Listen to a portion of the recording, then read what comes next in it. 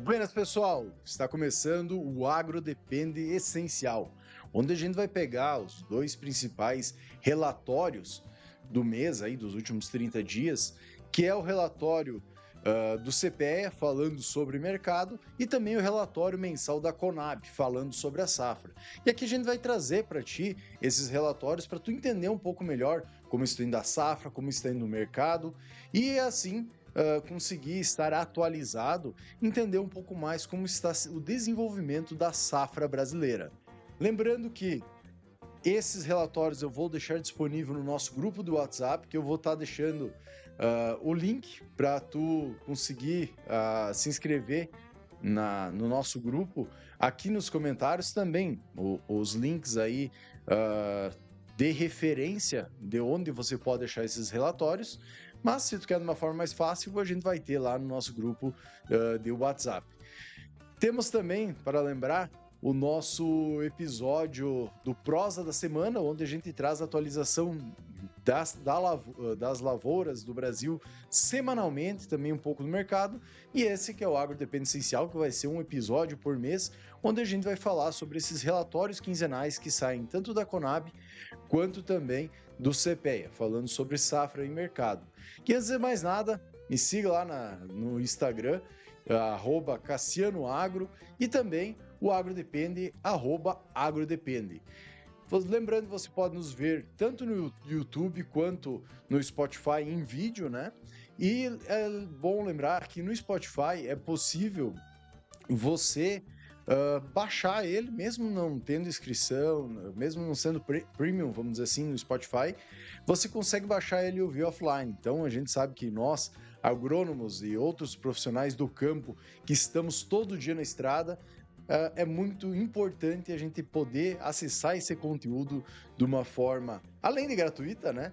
Também de uma forma offline. E assim a gente ir se atualizando enquanto está rodando roça. Vamos lá ver os relatórios? Buenas, pessoal. Então vamos começar aí pelo relatório da Conab. Seria o quarto levantamento agora da safra.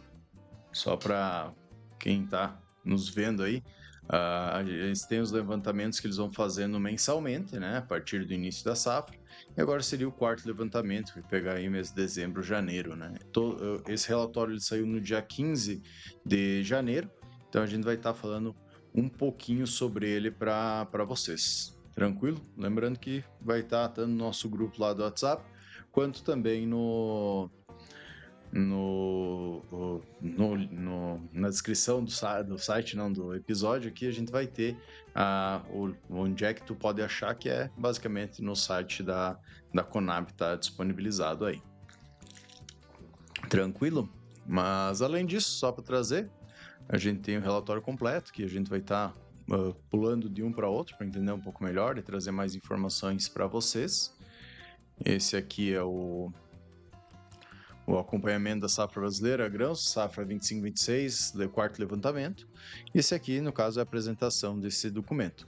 A gente também vai falar do documento, do relatório mensal que o CPEA disponibiliza para o mercado, então o agro mensal de janeiro de 2026, onde a gente vai falar, vai ler sobre o que eles estão falando aí da questão da análise do mercado de milho e também sobre a análise do mercado de soja. Lembrando que se tu quer que tenha mais culturas que a gente coloque aqui também, vamos fazer um episódio mais longo, vamos falar de algodão, vamos falar de feijão, arroz, trigo, coloca aqui que a gente pode estar adicionando aí para falar também. Perfeito? Então vamos começar a falar um pouquinho aí sobre o acompanhamento da safra brasileira, agora 25-26. Antes de mais nada, eu acho que é importante a gente falar do clima, né? Ou um resumo um pouco mais amplo, que nem eles comentam aqui o resumo executivo, que é um resumo mais fácil, vamos dizer, mais rápido, que geralmente o pessoal aí das empresas utilizam. Então, acho que é um bom resumo aí para a gente começar. Com a semeadura das culturas de primeira safra em fase final, a estimativa para a área total ser cultivado na safra 25/26, considerando as culturas de primeira, segunda e terceira safra, além das culturas de inverno, indica um total de 83,8 milhões de hectares plantados. Esse valor representa um aumento de 2,6% em relação à temporada 24/25, ou seja, a safra anterior. Em comparação com o levantamento do mês anterior, houve uma leve redução de 0,4% devido a ajustes nas áreas, principalmente soja e arroz. Quanto à produção, a projeção é de 353,1 milhões de toneladas de grão, um crescimento de 0,3% sobre o ciclo anterior, o que configura essa safra como a maior já registrado no país, que é aquela parte que a gente sempre comenta. No Brasil, por pior que esteja a questão de clima, produção e tudo mais, ele consegue ir batendo recorde atrás de recorde da safra, o que mostra a importância gigantesca do agro para a economia do nosso país e a pujança que a gente ainda possui de aumentar cada vez mais essa produtividade com tecnologia, com manejo. Então, tudo isso vem nos auxiliando. Claro que as questões climáticas, como seca no Rio Grande do Sul, ou na região sul como um todo, vem afetando. Esse ano, pelo visto, vai afetar um pouco de novo, né? A gente está com problemas de chuvas aqui no Rio Grande, porém no restante do país já está indo um pouco melhor isso. Mas continuando, ressalta-se que os números ainda são preliminares, uma vez que as culturas de primeira safra estão iniciando a colheita e dependendo das condições climáticas. Além disso, o calendário de plantio das culturas de segunda e terceira safra, como as culturas de inverno, segue até junho desse ano. A região norte e nordeste, com a produção estimada de 55,8 milhões de toneladas, equivale a 15,8% do total, e a produção da região centro-sul, projetada em 297,3 milhões de toneladas, corresponde a 84,2% da produção nacional. 84,2% no caso, né? Destaque-se para a região centro-oeste, principal produtora, com 174,5 milhões de toneladas, o que representa aí praticamente 50% do total nacional. Aqui eu vou aproveitar, eu vou falar de todas as culturas, tá? Que estão listadas, como é um resuminho pequeno, que é interessante para a gente saber também como está se desenvolvendo em todo o país, mas depois, um dia que a gente vai se aprofundar mais nas informações do relatório, vai ser em soja e milho, tá? Porque, querendo ou não, as principais culturas aí que todo mundo trabalha e que vai afetar a lida aí de todo mundo. Então vamos começar pelo algodão. Previsão de redução de 2,8% na área cultivada em relação à safra anterior, totalizando 2 milhões de hectares. A produção de pluma está estimada em 3,8 milhões de toneladas. O plantio segue em andamento, com 25,1% concluído na primeira semana de janeiro e 64,8% da área semeada já em fase de desenvolvimento vegetativo. Quando a gente vai falar do arroz, então, estimativa de redução de 9,9% na área semeada, totalizando 1,6 milhões de hectares. E queda de 13,3% na produção, projetada em 11,1 milhões de toneladas. A área irrigada apresenta redução de 6,6%, estimada em 1,3 milhões de hectares, e produção de 10,2 milhões de toneladas. E a área de sequeiro, uma redução aí de 21,4%, estimada em 310,1 mil hectares, com produção de 857 mil toneladas, 26% abaixo da safra anterior. Então a gente teve uma redução de área semeada, a gente teve uma queda na produção, e também na produção projetada total, né? Isso está muito ligado com o preço que o arroz foi, né? Ele teve uma ascendência, vamos dizer assim, ascendeu muito o preço nas últimas safras e agora ele despencou, o que provavelmente fez essa redução aí da área total. Falando um pouco do feijão, a produção total do feijão somada às 3 safras está estimada em 3 milhões de toneladas, 0,5% abaixo da safra anterior. Então, praticamente andou de lado, digamos assim. A primeira safra apresenta redução de 11,1% na área plantada, totalizando 807,6 mil hectares, com expectativa de produção de 983,6 milhões de toneladas.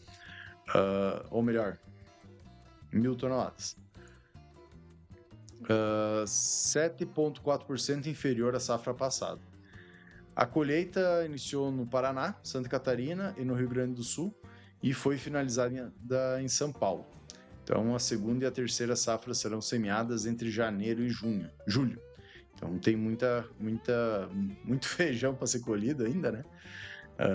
Nessa questão da produtividade, a expectativa total também está tendo um bom desenvolvimento. Vamos ver se o preço vai ajudar. O milho, então, a produção total, somadas as 3 safras, está estimada em 138,9 milhões de toneladas, representando aí recuo de 1,5% em relação ao ciclo anterior para a cultura de primeira safra. A área apresenta aí um crescimento de 6,8%, estimando aí em torno de 4 milhões de hectares a ser plantado, o que foi plantado, né? E a produção de 25,9 milhões de toneladas, um aumento de 3,8% sobre a safra anterior. Então, a gente teve uma estimativa, né? Uma produção maior do que a safra anterior, já que o safrinha foi recorde, né? Mas na safra, no caso, primeira safra. Os plantios da segunda safra, então, estimado em 18,1 milhões de hectares e da terceira safra em 592,1 mil hectares. Terão início agora entre janeiro e abril. Quando a gente vai para o soja, então, a área é estimada em 48,7 milhões de hectares, crescimento de 2,8% em relação à safra anterior, com produção recorde, prevista em 176,1 milhões de toneladas, um aumento de 2,7% ou 4,6 milhões de toneladas em relação à última safra. As condições climáticas no período avaliado aí vêm favorecendo a cultura na maior parte do Brasil, lembrando que aqui no sul a gente está sofrendo um pouco mais, no Rio Grande do Sul em específico. Na primeira semana de janeiro, a semeadura estava com 98,2% concluída. Já que se a gente vai pegar o trigo, né? A safra 25 já está encerrada, a produção somou 7,9 milhões de toneladas, semelhante a 2024. Apesar da redução de 20% da área cultivada em relação à safra anterior, o resultado foi positivo, visto que o clima contribuiu para a obtenção de boas produtividades. Uma questão interessante de comentar é que o trigo ele acabou trazendo um pouco a soja aqui no sul, né? Ele alongou, foi plantado um pouco depois em alguns casos, então acabou trazendo um pouco o plantio da soja, o que a gente viu que não é tão normal acontecendo em dezembro em algumas regiões, principalmente regiões mais altas, aí, Lagoa Vermelha, por exemplo, Lagoa Vermelha, que tem uma altitude maior, Vacaria, atrasou um pouco esse plantio. Agora vamos falar um pouquinho do clima, a previsão do clima aí para os próximos, para análise climática de dezembro, né? Acho que aqui a gente pode ver que dezembro foi, de certa forma, bom para todo mundo, né? Não vamos dizer que foi um mês ruim, claro que a gente teve algumas questões climáticas, como granizo em algumas regiões, mas como boa parte da soja ainda estava em desenvolvimento, milho também, deu alguns prejuízos, mas não foi tão ruim, vamos dizer assim, né? Diferente, eu acho que da análise do próximo episódio que a gente vai fazer falando sobre o mês de janeiro. Então, vamos dar uma lidinha aí na análise climática de dezembro. Em dezembro de 2025, acumulados de chuva acima de 150 milímetros ocorreram em grande parte do país, favorecendo a manutenção da umidade do solo nessas áreas. Por outro lado, a porção leste da região nordeste registrou volumes inferiores a 40 milímetros, reduzindo os níveis de umidade de solo. Em grande parte da região norte, os volumes de chuva foram superiores a 150 milímetros e os maiores volumes de chuva concentraram-se nas porções leste e oeste do Amazonas, norte do Amapá, Acre, leste do Pará e no norte do Tocantins, com totais superiores a 250 milímetros. Esse cenário contribuiu para a elevação dos níveis de umidade do solo em Roraima, extremo norte do Amazonas, sul do Amapá e norte do Pará. Os totais de chuva foram inferiores a 100 milímetros, porém em localidades de Roraima e norte do Amazonas os volumes foram menores e inferiores a 40 milímetros. Na região nordeste, os maiores acúmulos de chuva concentraram-se no sul do Maranhão e Piauí, além do oeste da Bahia, com totais superiores aí a 150 milímetros, elevando os níveis de umidade do solo e favorecendo o plantio e o desenvolvimento das culturas de primeira safra. Já no leste da região, os acúmulos foram inferiores a 40 milímetros, resultando em redução de umidade do solo. Isso aqui acho que é interessante a gente trazer nessa questão que ele comenta Maranhão, Piauí e Bahia, as regiões produtoras, são nas regiões mais altas, né? Que ficam nas mesas, que alguns falam, né? E quanto mais tu se afasta da região central, vamos dizer assim, ou basicamente que faz quase divisa Tocantins e Goiás, quanto mais tu se afasta dali, menor a quantidade de chuvas que tu tem disponíveis. Então, o que a gente consegue ver em pontos chovendo 150 e outros chovendo 40. Bons volumes de chuvas foram observados na maior parte da região centro-oeste, com valores superiores a 120 milímetros. Dessa forma, os níveis de umidade do solo encontram-se satisfatórios, beneficiando o desenvolvimento vegetativo, floração e enchimento de grãos dos cultivos de primeira safra. Então, basicamente, choveu bem no Mato Grosso. Na região sudeste, os volumes mensais de chuva foram superiores a 150 milímetros em grande parte da região. No nordeste de Minas e no centro-norte do Espírito Santo, os acúmulos variam entre 70 e 100 milímetros. No geral, os níveis de umidade do solo foram suficientes para o desenvolvimento das lavouras de grãos.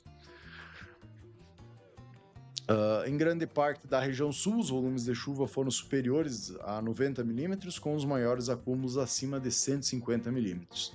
É interessante comentar que na região onde eu estou, Juí, essa região noroeste, vamos chamar assim, do Rio Grande do Sul, a gente teve em dezembro, mais especificamente em Santo Cristo, acúmulo de chuvas em uma semana acima de 200 milímetros. Então, foi bastante chuva em alguns pontos isolados do Rio Grande do Sul.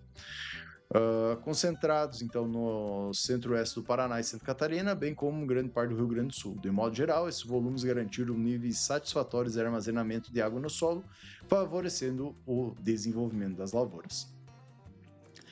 Em novembro, as temperaturas máximas foram acima de 30 graus Celsius, principalmente na porção norte das regiões norte e nordeste, além do oeste da região centro-oeste.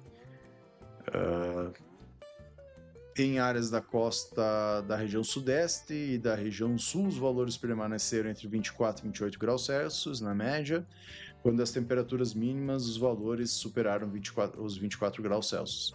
Na maior parte da região norte, centro-oeste e centro-norte da região nordeste e oeste da região centro-oeste, mantendo esses 24 graus. No sul, então, de Minas Gerais, leste de São Paulo, Rio de Janeiro e região sul, as temperaturas foram inferiores a 18 graus. E aqui a gente tem um mapa que consegue mostrar bem essa questão, né, do acúmulo de precipitação pluviométrica em dezembro.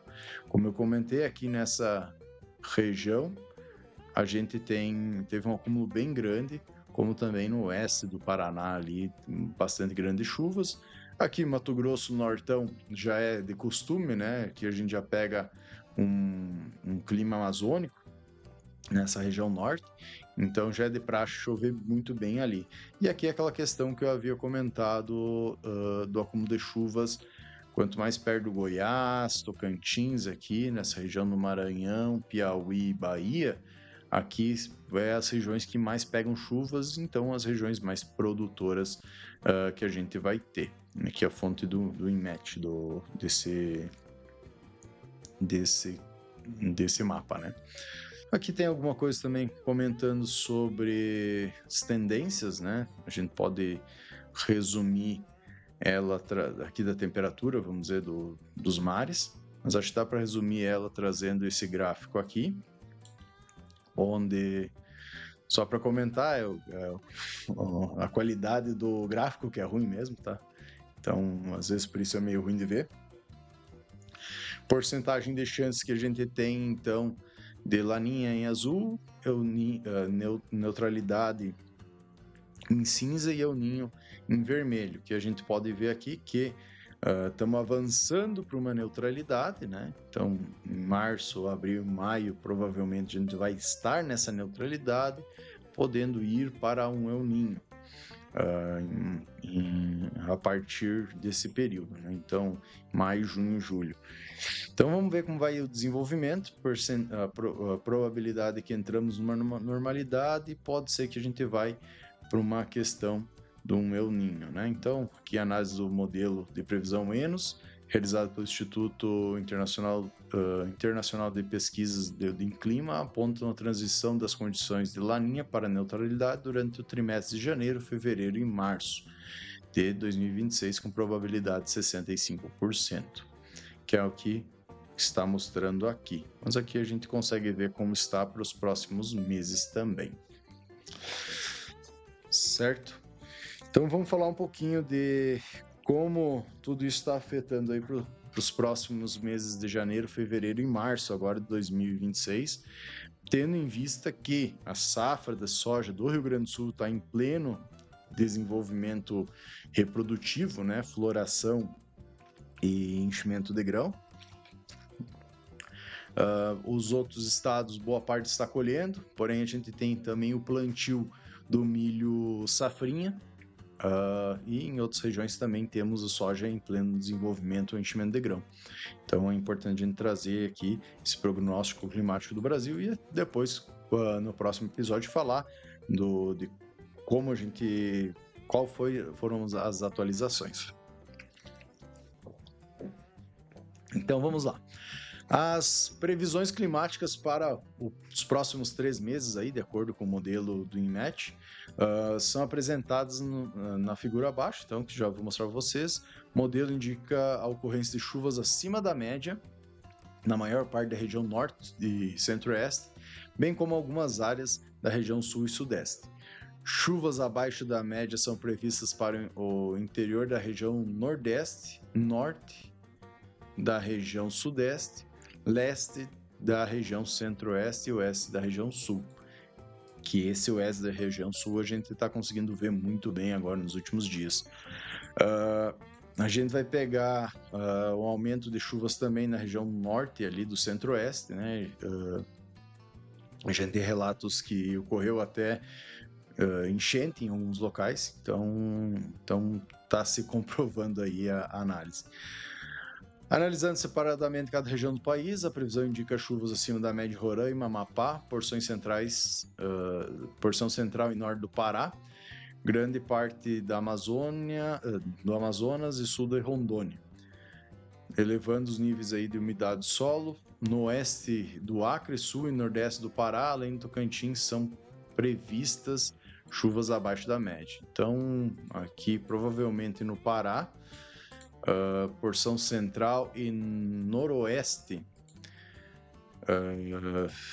do Pará, principalmente região central, a gente tem uma região produtora bem importante, mas no sul ali, que não vamos pegar no nordeste do Pará, não vai pegar tanta chuva nas regiões produtoras de grão, então vindo já para a região nordeste, a previsão indica chuvas próximas e abaixo da média.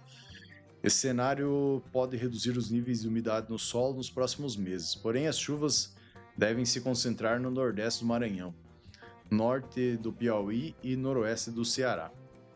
Nas regiões centro-oeste e sudeste, são previstas chuvas acima da média no Mato Grosso, porção nordeste e sudoeste do Goiás, Distrito Federal e São Paulo. Nas demais áreas, o modelo do INMET indica volumes próximos e abaixo da média. No geral, os níveis de umidade do solo se manterão satisfatórios ao longo dos próximos meses. Porém, algumas áreas do norte de Minas Gerais, Espírito Santo, Rio de Janeiro e oeste do Mato Grosso do Sul poderão sofrer redução de umidade no final do trimestre, que no final do trimestre pode estar abalando um pouquinho aí a questão da safrinha de milho, tá? Bem porque vai pegar bem no enchimento de grão ali, a parte de espiga, né? Vamos dizer assim, parte reprodutiva já vai estar pegando no final do trimestre. Na região sul são previstas chuvas abaixo da média no oeste de Santa Catarina e parte central do Rio Grande do Sul. As chuvas próximas ou acima da média devem ocorrer principalmente no centro-norte do Paraná, leste de Santa Catarina, bem como no extremo sul e nordeste do Rio Grande do Sul, onde os níveis de umidade do solo não deverão sofrer redução nos próximos meses. Quanto à temperatura, então, essas devem permanecer próximas ou acima da média histórica em grande parte do país, com temperaturas acima de 25 graus Celsius na região norte e nordeste e parte da região centro-oeste. Temperaturas acima de 28 graus são previstas para Roraima, áreas pontuais da costa leste da região nordeste, bem como no sudeste do Mato Grosso e noroeste do Mato Grosso do Sul. No leste da região sul, as temperaturas podem ser mais amenas, com valores menores de 22 graus Celsius, assim como as áreas mais elevadas da região sudeste. Então, que é o que mostra aqui, ó, previsão de probabilidade de precipitação para o trimestre de janeiro, fevereiro e março de 26. O que a gente está vendo até agora? Claro que aqui é para 3 meses, né? Então, a gente está viu agora, basicamente, o janeiro e vindo para o fevereiro agora. Pegando o que eu estou vendo no Rio Grande do Sul, Santa Catarina aqui ainda não está abaixo da média, mas a gente vai pegar todo o oeste aqui do Rio Grande do Sul, ele está com chuvas abaixo da média, apenas em alguns pontos ele está conseguindo se manter um pouco melhor, tá? Para a gente trazer aqui mais questões sobre o clima, então, precipitação acumulada, anomalia, armazenamento de água do solo, né?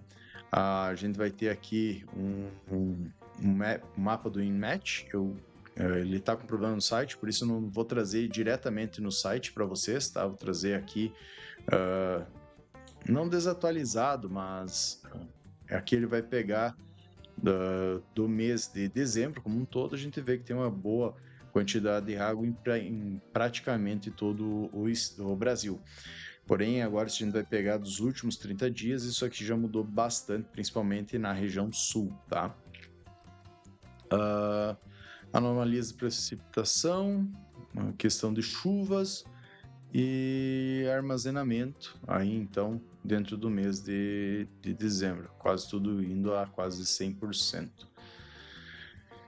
Certo? Aqui a gente tem uma precipitação acumulada decênios em dezembro, quer dizer, a gente teve uma chuva interessante em todo o Brasil, ali uma partezinha do Paraná só não teve chuvas nos primeiros 10 dias de dezembro. Quando a gente vai pegar Rio Grande do Sul como um todo, teve uma baixa precipitação no mês de dezembro, e quando a gente vai pegar daí no final ali de dezembro, a gente vê aquelas chuvas que passaram de 200 milímetros aqui no Rio Grande do Sul, que eu havia comentado anteriormente, enquanto a gente teve uma certa, não estiagem, mas menor quantidade de água acumulada aí, uma precipitação menor, melhor dizendo, aqui nessa região sudeste e pegando também o Mato Grosso do Sul. Precipitação prevista para janeiro, aqui deu uma falhada, né? Que a gente acabou vendo, que válido para, deixa eu ver aqui, total previsão atualizada de dezembro, que como é acumulado previsto de dezembro e janeiro, daí ele acaba entrando, mas como a gente vai pegar aqui precipitação acumulada nos últimos 15 dias, então que ele pegou a primeira quinzena de janeiro, a gente viu realmente uma chuva dessas, porém hoje se a gente vai pegar toda essa região aqui toda essa região aqui, a gente está tendo problemas aí de chuvas, tá? Até a região sul, centro, ali chover um pouco melhor. Perfeito, agora vamos para falar sobre as culturas do milho e da soja mais no detalhe. Falando um pouquinho então do milho primeira safra, a gente teve um aumento aí de 3,8% em relação à safra passada e 0% em relação ao levantamento anterior. O que seria essa diferença do levantamento anterior? Como eu comentei, eles fazem um levantamento a cada mês e ele manteve aí o patamar do levantamento anterior, né? Então, vindo para aqui para a primeira safra, a gente vê que a maior parte da marcha do plantio, praticamente todo o plantio já está realizado, né? O último levantamento foi feito dia 12 de janeiro. Lembrando que a gente vai trazer aqui, provavelmente dentro desse mês, um episódio igual a esse, como a gente já está próximo de entrada, então nesse mês especialmente vai ter 2 episódios semelhantes a esse aqui de atualização mensal, mas a ideia é que esteja um por mês, tá? Trazendo fenologia, então, dessa última observação, do dia 12 de janeiro, a gente tem 2,1% em emergência, em torno de 30,9% em desenvolvimento vegetativo, 19,1% em floração, 31,1% em enchimento de grão, 14,4% em maturação e aí 2,4% já colhido. Muita dessa área colhida a gente tem o milho aqui do Rio Grande do Sul, que é geralmente o primeiro plantado aí do Brasil, tá? Aqui tem algumas fotos de como está o desenvolvimento do milho. Vindo para o milho segunda safra, a gente teve um aumento significativo, né? Então 3,8% a mais de área plantada. Então aí vai dar 18 milhões de hectares. Uma produção em 1.000 toneladas, né? Então a gente teve um decréscimo de 2,4%. Isso dá para observar aqui, mesmo aumentando a área, então tende a ter uma produtividade menor. E a produtividade, que eu comentei, menor, antes estava em 6.500 quilos por hectare, está baixando para uma estimativa média aí de 6.100 quilos por hectare. Então, se conseguir aumentar essa média, dependendo do clima, a gente vai ter uma produtividade provavelmente maior que ano passado. Porém, as previsões não dizem isso, vamos dizer assim, né? Trazendo então aqui o boletim do milho, pegando ele completo.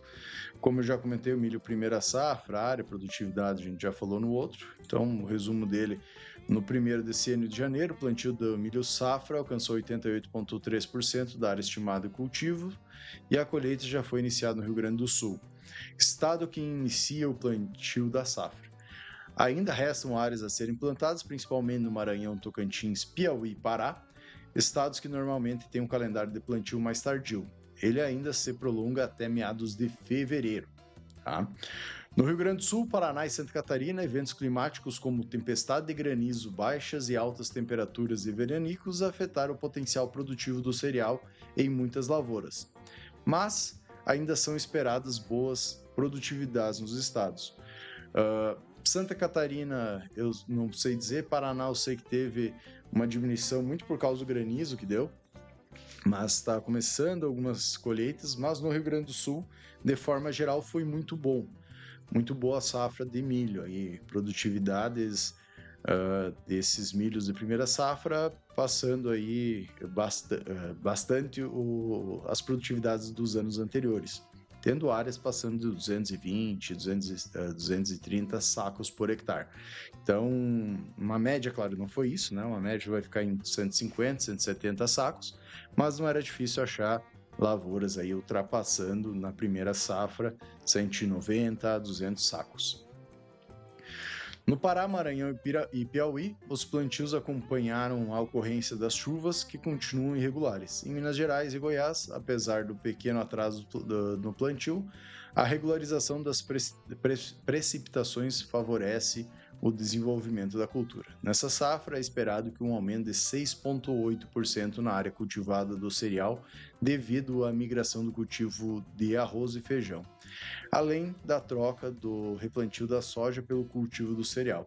O cultivo do milho primeira safra está estimada em 4 milhões e 4 milhões aí de hectares, com produção, ou melhor, desculpa, 4 milhões de hectares, com produção de 25,9 milhões de toneladas e produtividade média de 6.427 kg por hectare. Vindo para uma análise estadual, aqui tu pode olhar depois especificamente dentro do teu estado, tá? Eu vou deixar disponibilizado aqui esse material para tu conseguir se aprofundar. Não vou falar de cada estado para a gente não se aprofundar muito, mas eu vou trazer aqui um resumo que fica rápido de a gente observar.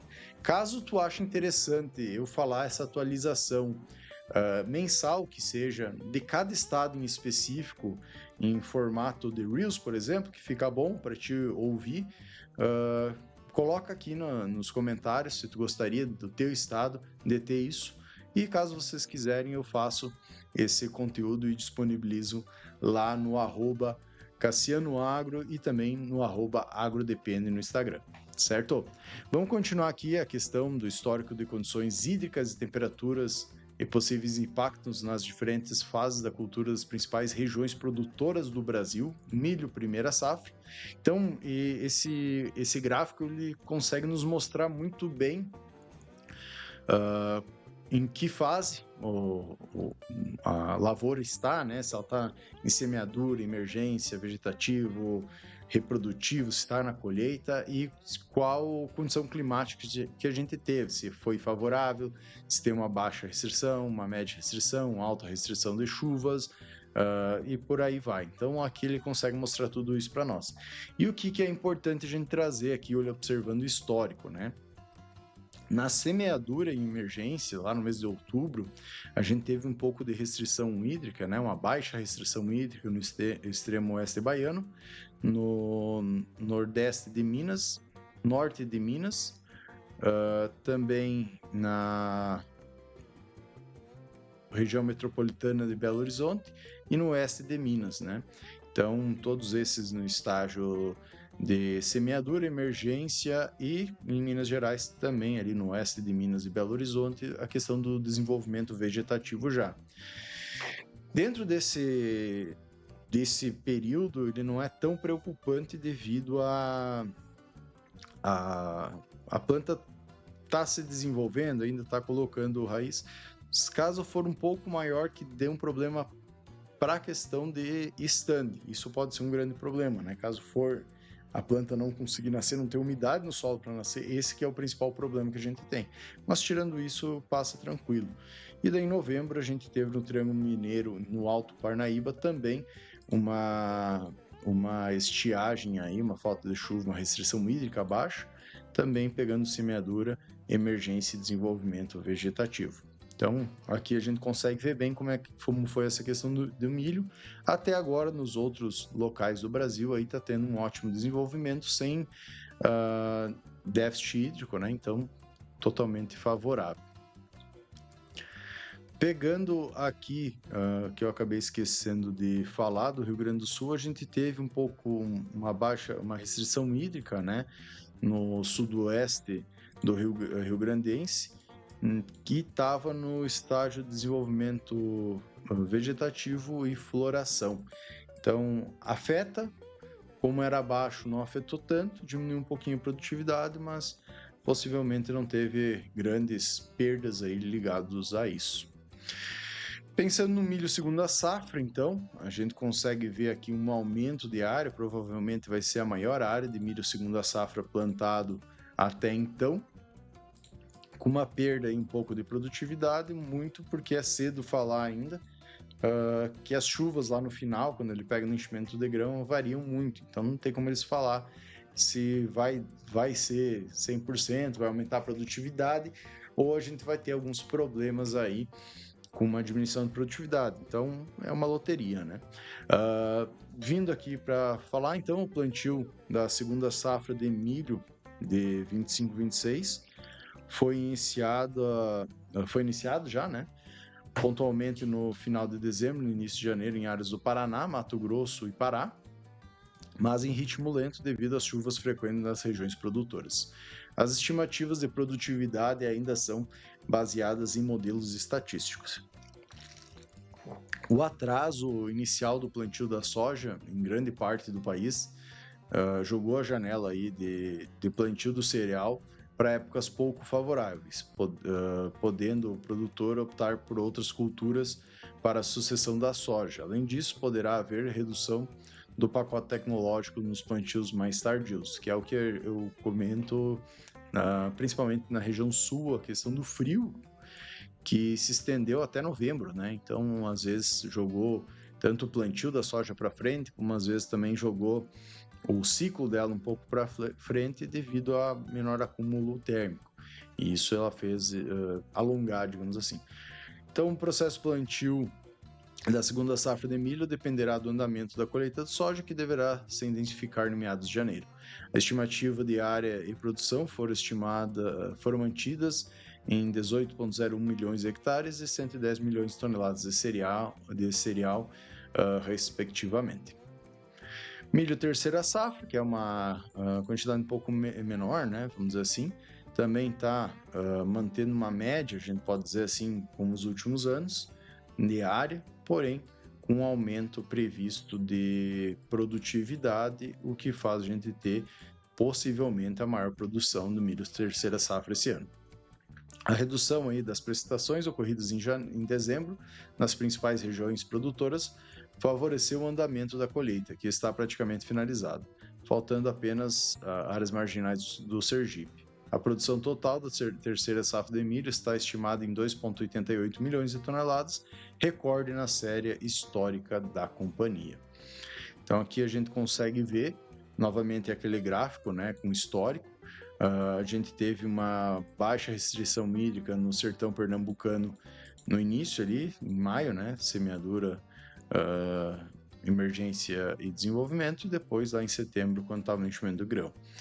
E pegando aqui o sertão alagoano também, a gente teve nesse enchimento de grão e colheita em setembro, e no sertão sergipano, também enchimento de grão e colheita em setembro, essa falta de água, no nordeste baiano também, e no centro-norte baiano aí, a gente teve tanto agosto quanto em setembro essa falta de água. Questão de mercado, a gente pode falar um pouquinho também da cultura do milho.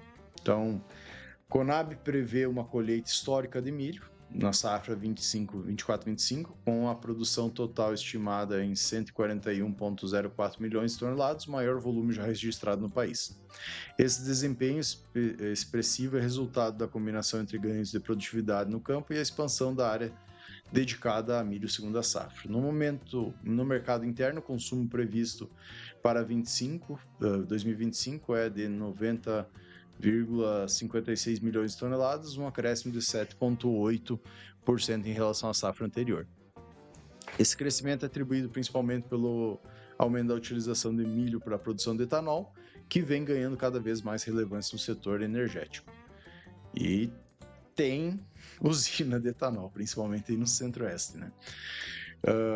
Quanto ao comércio internacional, a Conab estima importação de 1,7 milhões de toneladas na safra 24-25. As exportações, por sua vez, devem atingir 41,5 milhões de toneladas, impulsionadas pela ampla oferta interna e pela maior demanda internacional pelo grão.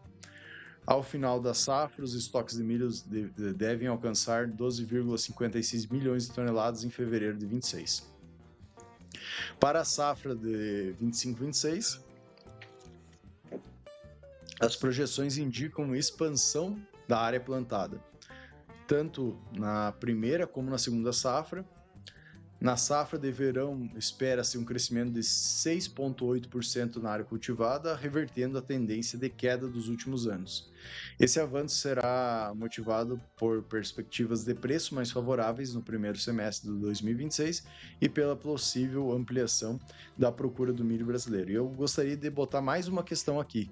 O clima favoreceu um plantio antecipado do soja que nos últimos 2 anos, na região centro-oeste, principalmente Mato Grosso, não possibilitou.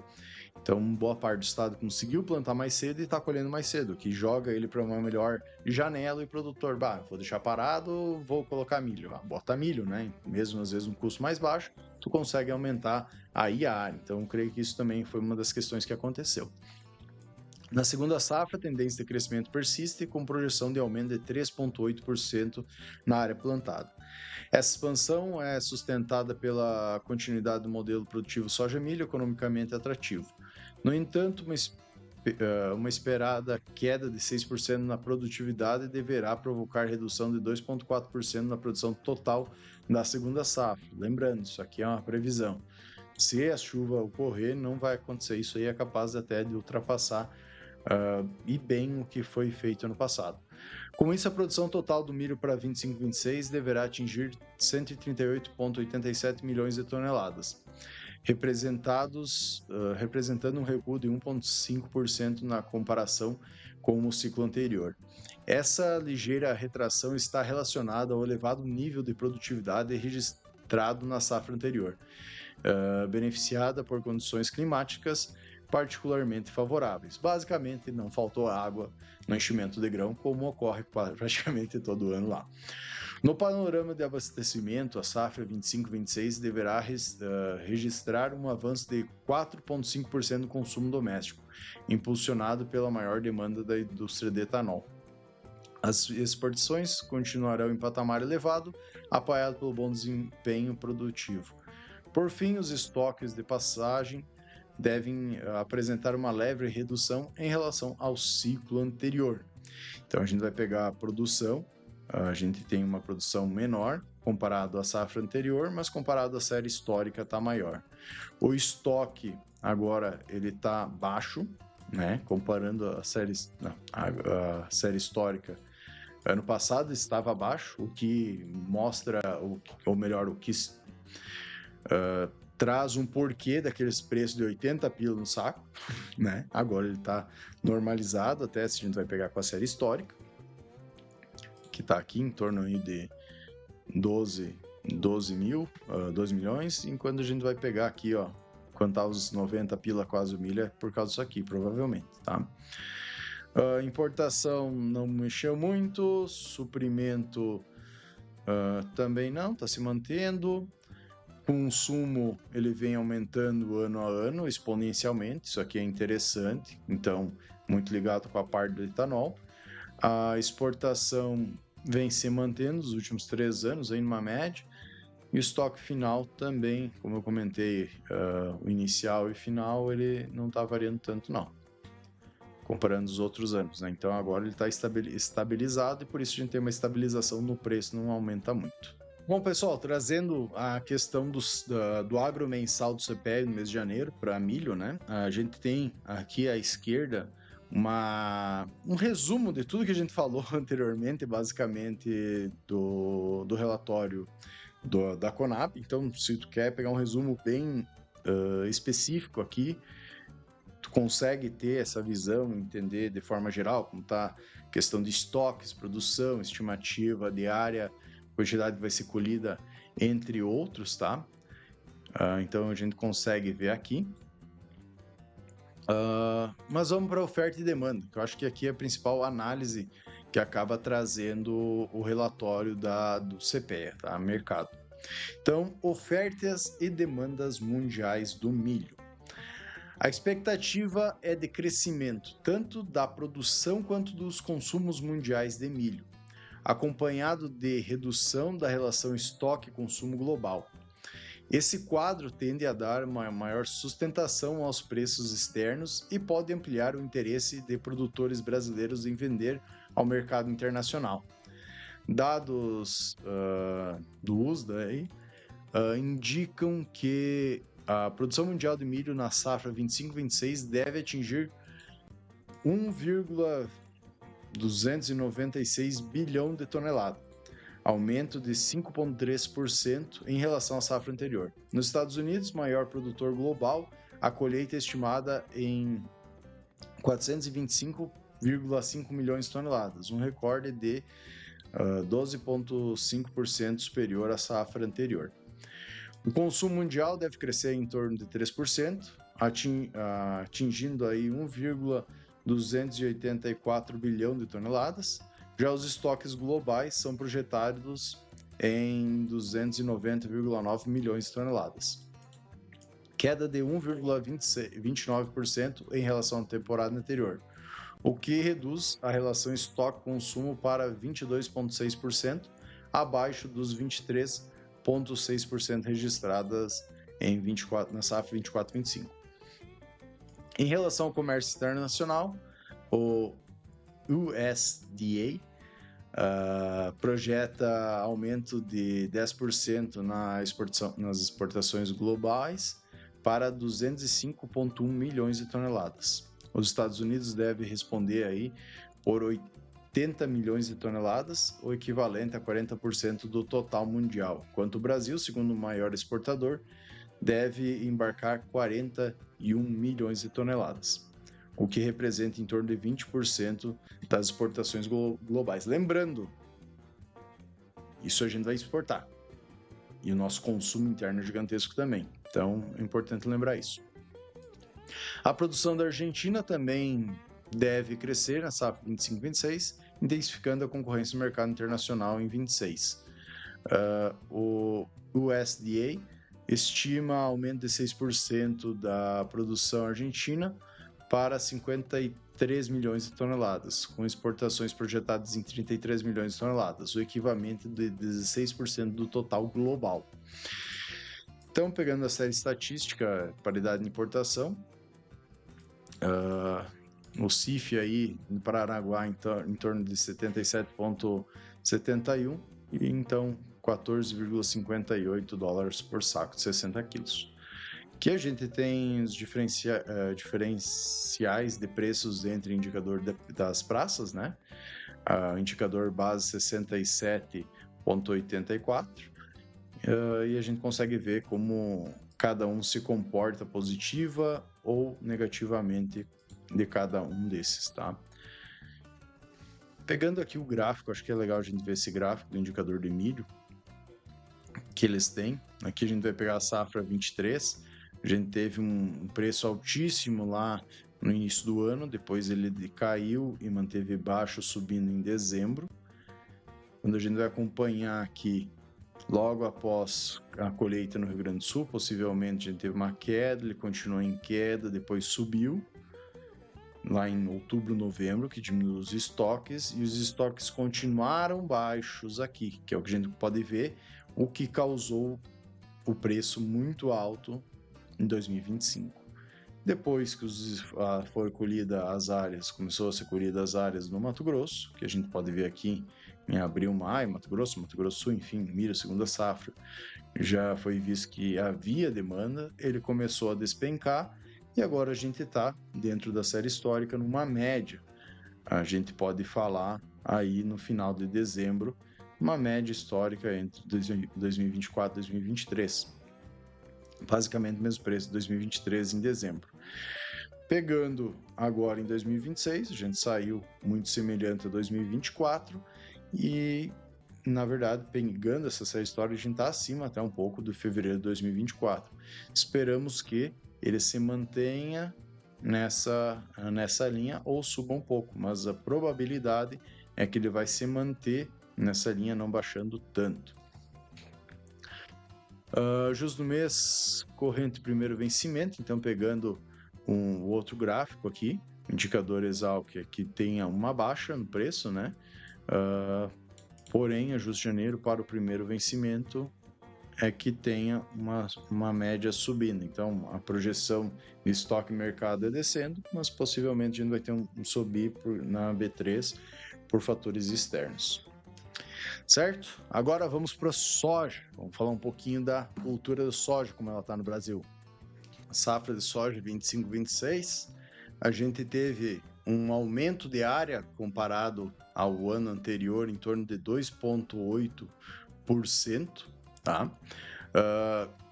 Com uma produção em 1.000 toneladas estimada, né, acima da safra anterior, então a gente possivelmente vai ter produtividades melhores do que a safra anterior.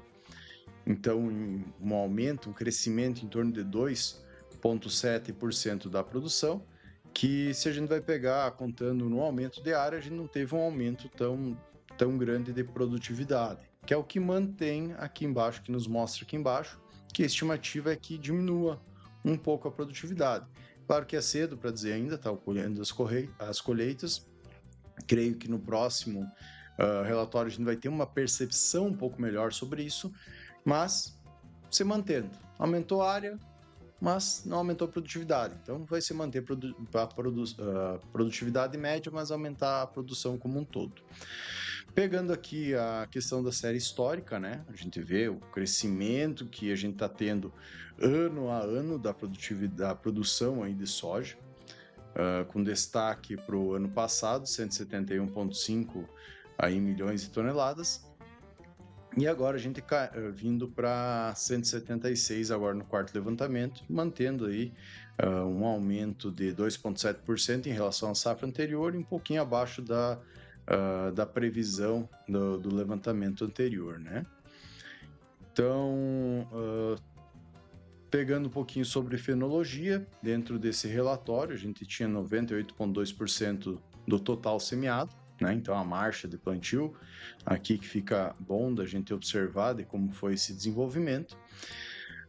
Quando a gente vai pegar a questão de fenologia, como está essas plantas, a gente, nesse relatório aqui, que mais ou menos dia 12, 15 de janeiro, ele foi disponibilizado, a gente tinha uma boa parte em desenvolvimento vegetativo da soja do Brasil como um todo, em torno de 24,6%, quase 20% em floração, a maior parte, em torno de 48,7% em enchimento de grão, 6,2% em maturação e uma quantidade ínfima aí de área colhida e emergência. Porém, creio que agora, no próximo relatório, já vai estar bem maior essa quantidade de área colhida, né? Vamos trazer aqui a questão do boletim, né, um pouco mais completo. O que ele nos diz aqui na questão de soja? Questão de área, como eu havia comentado, 2,8% a mais de área plantada, com a produtividade mantendo praticamente a mesma, mas uma produção mantendo o aumento da área que a gente teve. Aqui a evolução da série histórica de soja. Na área, a gente consegue ver que ano após ano a gente está tendo um aumento significativo da área plantada de soja, muito ligado a áreas que eram pastagens se tornando áreas de soja, quanto também outras áreas que estão sendo abertas, principalmente no Mato Pibapá. Produtividade também ela vem aumentando, né? A gente vê que aí ano passado ela teve um recorde da série histórica e esse ano ele mantém provavelmente dentro desse recorde. Então a gente está tendo uma profissionalização, vamos dizer assim, técnica das nossas lavouras, o que está mantendo a produtividade média cada vez mais alta. Claro, ligado a produtos, cultivares, outras questões que trazem esse aumento de produtividade geral.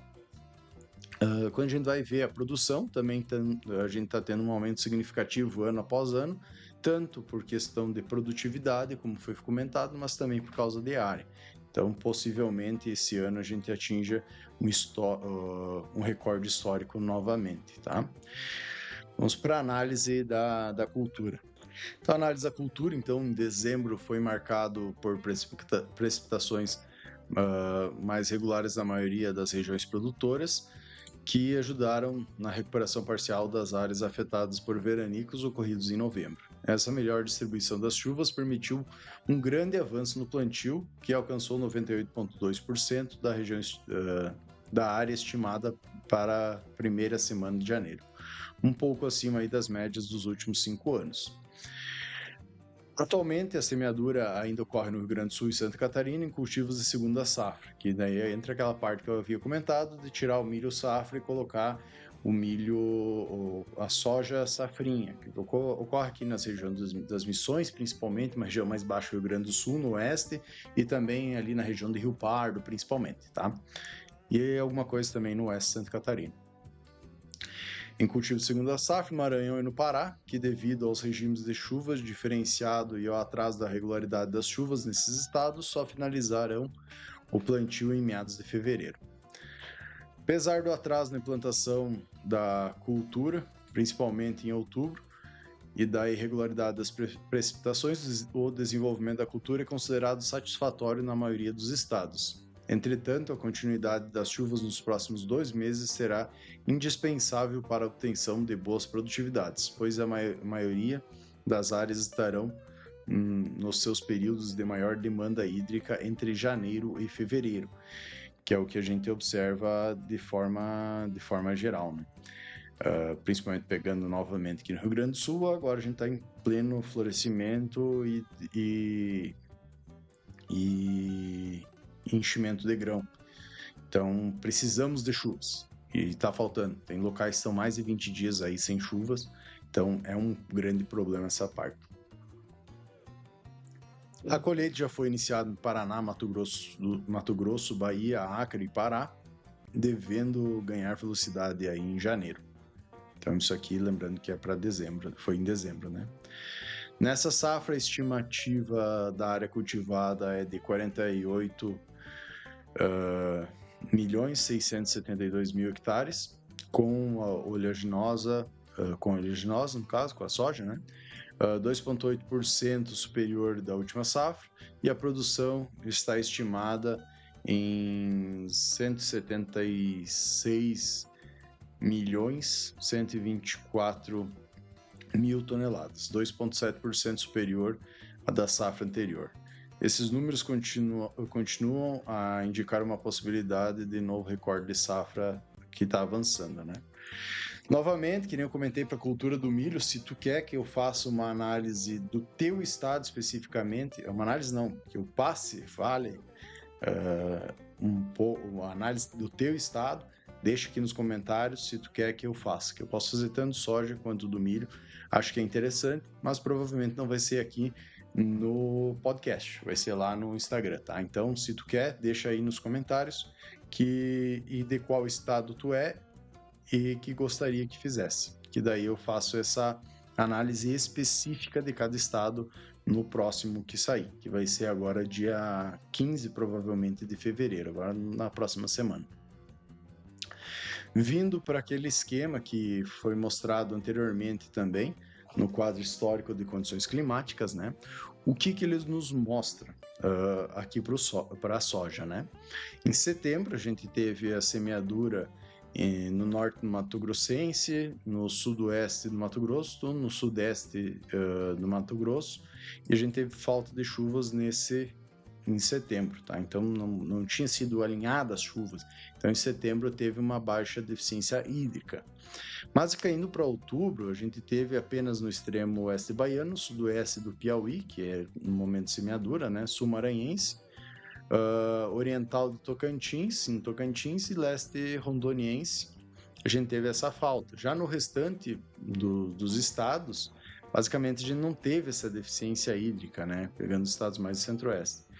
Pegando o sudeste e sul, a gente teve essa deficiência hídrica em outubro, no noroeste de Minas, né? No plantio, semeadura e emergência. No norte central paranaense e no norte pioneiro paranaense, a gente também teve essa deficiência hídrica no início.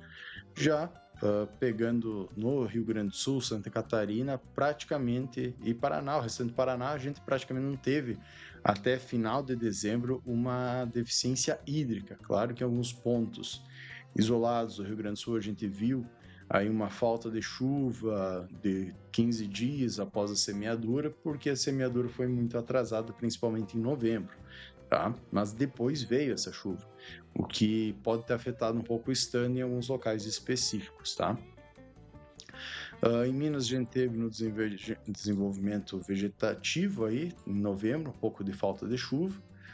Pegando os outros estados aí no Mato Grosso como um todo, depois do início de dezembro, como de costume, as chuvas se estabeleceram e foram, né? Como também nos outros estados, após o plantio, você teve um bom desenvolvimento. Vamos ver como vai ser a questão agora da próxima safra.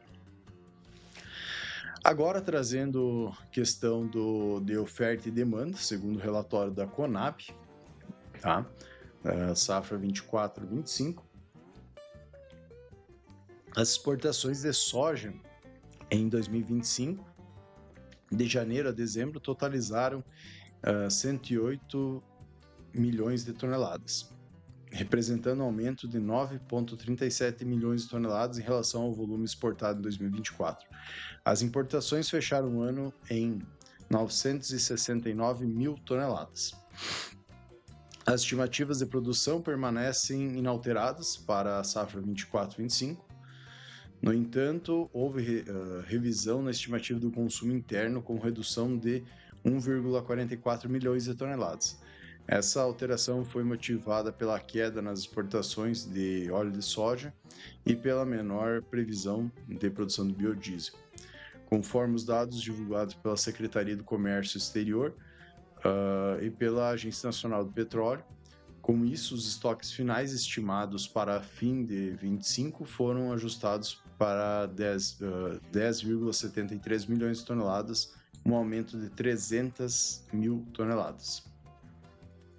Pegando a questão de estimativa de óleo de soja, né, com redução nas exportações de óleo de soja em 37 mil toneladas, encerrando o ano em 1,36 milhões de toneladas e a menor expectativa de produção de biodiesel, afetando em uma menor venda interna de 146 mil toneladas. A produção de óleo de soja na safra 24-25 foi revisada para baixo, com um corte de 288 mil toneladas, afetando assim em um menor esmagamento. Os estoques de passagem também foram alterados em menos 100 mil toneladas, agora estimados em 316 mil toneladas. Estimativa do farelo de soja, então, a queda de 1,44 milhão de toneladas na estimativa de esmagamento resultou em redução de 1,1 milhão de toneladas na produção de farelo de soja, agora estimada em 44,04 milhões de toneladas. Segundo a CSEX, as exportações foram de 23,30 milhões de toneladas, levando a redução aí de 812 mil toneladas nos estoques finais. Então, uma coisa bate totalmente na outra, né? O óleo de soja e o farelo são praticamente produzidos juntos. A estimativa de produção na safra 25-26 foi revista para baixo, com redução de 1 milhão de toneladas, sendo agora estimada em 176 milhões de toneladas. Em decorrência disso, as exportações foram ajustadas em menos 214 mil toneladas, estimativa agora em 112 praticamente milhões de toneladas. A estimativa de esmagamento também foi revisada com aumento de 1,15 milhão de toneladas, passando para 60,53 milhões de toneladas. Esse ajuste foi impulsionado por uma ligeira variação na previsão de produção de biodiesel em 2026. Como resultado dessa alteração, considerando os estoques iniciais, os estoques finais foram ajustados para baixo, em 1,64 milhão de toneladas, sendo agora então projetados em 11,3 milhões de toneladas. E qual que são as estimativas? Esse foi o histórico, basicamente, do que aconteceu no ano passado. Qual que é as estimativas que a gente tem agora para o próximo ano? A previsão de produção de biodiesel para 2026 foi atualizada, refletindo um leve aumento na participação do óleo de soja na composição do biodiesel. Com isso, a produção de óleo de soja foi ajustada em 231 mil toneladas e a estimativa de venda no mercado interno passou em 181 mil toneladas. Além disso, a previsão de importação de óleo de soja para 2026 foi revisada para 50 mil toneladas, adequando-se à medida das importações nos últimos anos. Uma coisa que eu só gostaria de comentar aqui, da importância maior que a gente deveria dar para essa parte de industrialização da nossa produção. A gente tem o milho mostrando o sucesso que é isso e conseguir manter preços mais estáveis, aumento produtivo, enfim, mais dinheiro injetado quando a gente parte uma industrialização e um consumo interno. E fazendo isso com a soja também é extremamente importante, a gente não dá muita bola. Se tivesse um incentivo um pouco maior para o desenvolvimento, até mesmo de um biodiesel, que não desse tanto problema, motores mais desenvolvidos para isso, tivesse realmente um incentivo, não é nem botar dinheiro, mas só um incentivo fiscal já deve ajudar bastante para esse tipo de desenvolvimento, e até mesmo para quem compra produtos que tem esse desenvolvimento, possivelmente a gente teria um biocombustível muito melhor e não o que é hoje, né? Hoje a gente tem um grande problema nos motores ligados à utilização desse biodiesel. Então, uma reflexão que a gente traz aqui de que o agro também necessita dessa industrialização e que muitas vezes é deixado de lado. Então, o milho no Brasil nos mostrou o grande desenvolvimento que a gente tem e o grande potencial da indústria nacional voltada ao agro, trabalhando juntas, não separadas.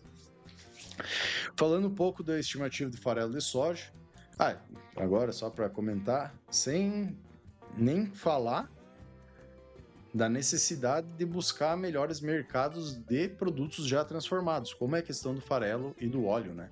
Às vezes a gente vende commodity e não está vendendo o produto que tem valor agregado. Então entra essa parte também. Pelo estimativo do farelo de soja, o aumento no estimativo de esmagamento resultou em um acréscimo de 887 mil toneladas na produção do farelo de soja. A venda no mercado interno também foi ampliada em 300 mil toneladas.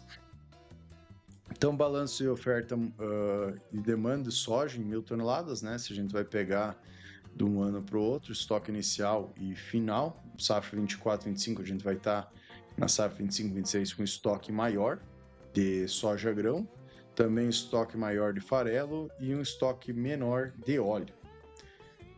Produção possivelmente maior nos três, a importação diminuindo em todos eles praticamente, consumo aumentando um pouco e a exportação também aumentando em farelo e o soja grão, mas principalmente farelo. Então, trazendo agora para a gente finalizar a questão do relatório agromensal aí do CPEA, que eu vou estar disponibilizando também. Como eu comentei aqui, a primeira parte, ele acaba trazendo um resumo de tudo que a gente falou anteriormente, né? Tanto da questão do consumo, como outros, né? Mas eu gosto de ler dele essa parte de oferta e demanda, que consegue nos mostrar um pouco melhor, de forma geral, como está o mercado, e a gente consegue se aprofundar um pouco nesse assunto. Então, oferta e demanda, de acordo com o USDA, após 5 temporadas consecutivas de expansão, a área global de soja deve recuar 1,9% em 2026, para, então, 143,78 milhões de hectares, refletindo, sobretudo, a redução nos Estados Unidos, em torno de 6,8% de redução, e na Argentina, em torno de 5,5% de redução. No Brasil, por sua vez, a área segue em trajetória de crescimento contínuo desde a safra 2007 e 2008. A produção mundial é estimada em 425,68 milhões de toneladas, volume 0,35% inferior à safra anterior. A produção brasileira, deixa eu tentar aumentar aqui, aí.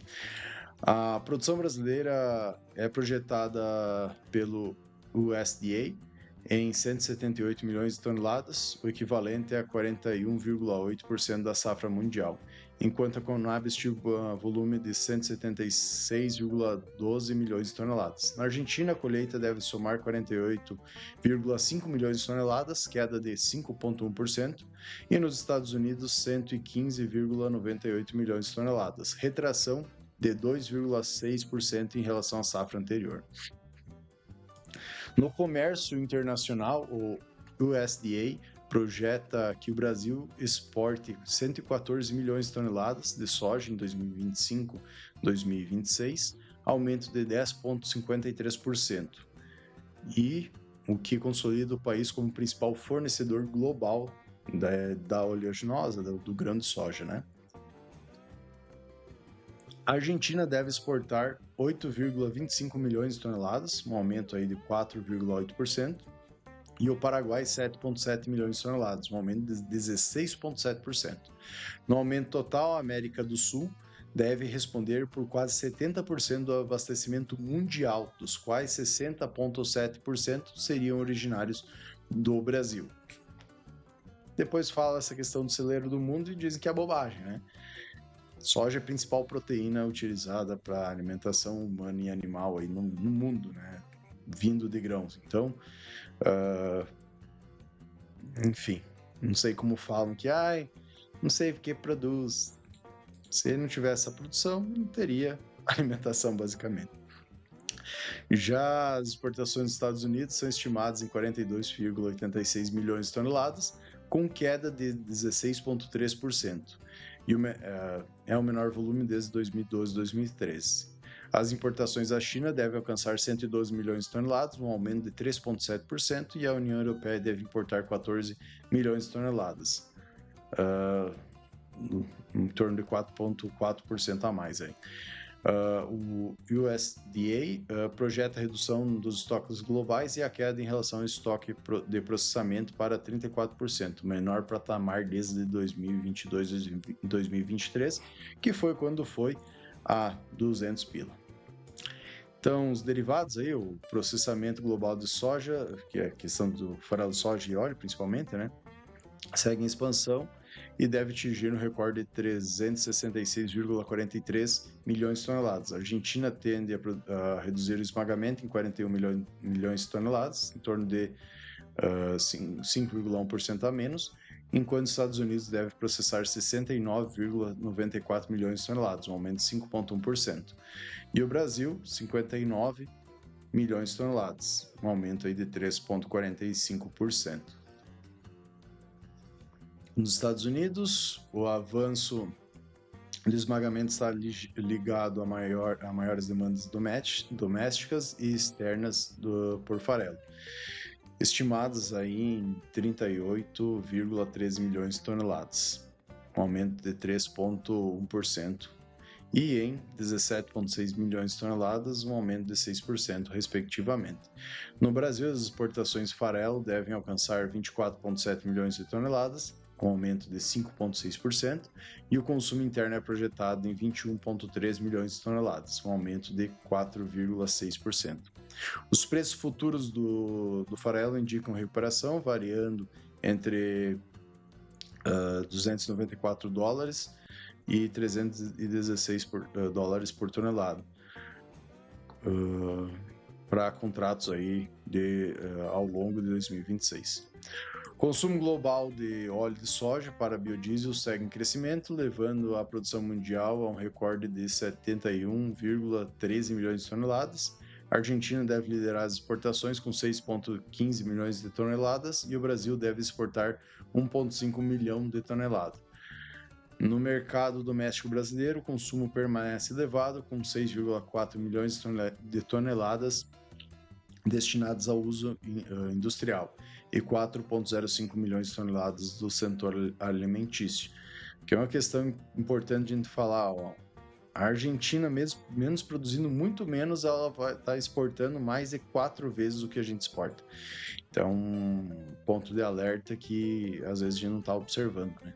Nos Estados Unidos, o uso de óleo para alimentos tende a recuar, ao passo que a demanda industrial deve atingir um recorde histórico.